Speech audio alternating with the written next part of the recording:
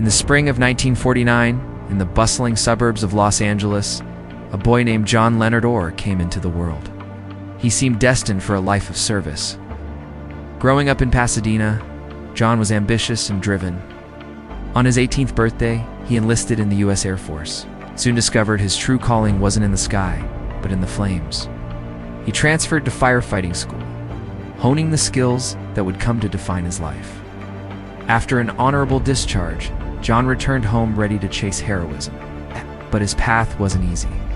He failed the psychological evaluation for the Los Angeles Police Department. Then, he was rejected by the LA Fire Department because of some minor thefts in his youth. Finally, in 1974, he landed a job with the lower-paying Glendale Fire Department. To make ends meet, he worked part-time as a 7-Eleven clerk and a Sears security guard. Despite the humble start, John's talent for firefighting was undeniable. He quickly climbed the ranks, eventually becoming a fire investigator and captain. His colleagues were in awe of his uncanny ability to spot clues at an arson scene. He was a hero who taught seminars, appeared on television, and was credited with catching over 40 suspects. But beneath the decorated uniform, a dark secret was beginning to smolder. It started subtly in the early 1980s. A series of bizarre fires began popping up in retail stores across Southern California. Potato chip aisles would suddenly erupt in flames. Pillow displays would smolder hours after a store had closed. Baffled investigators nicknamed the mysterious arsonist the Pyro.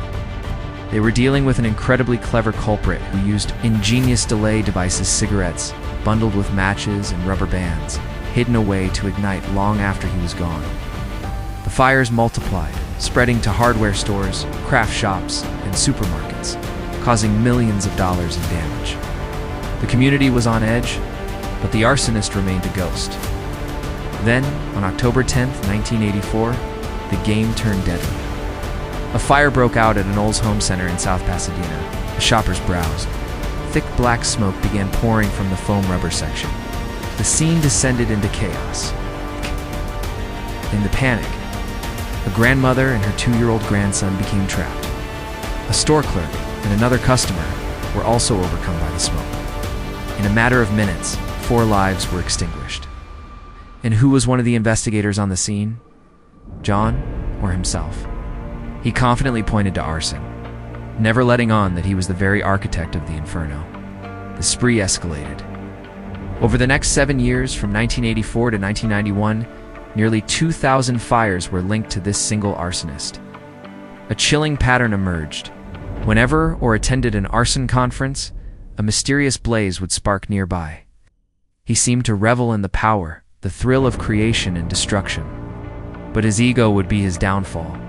In 1990, while a special task force was connecting the dots or started shopping around a novel he'd written, it was called Points of Origin, and it told the story of a firefighter named Aaron Stiles, who becomes a serial arsonist.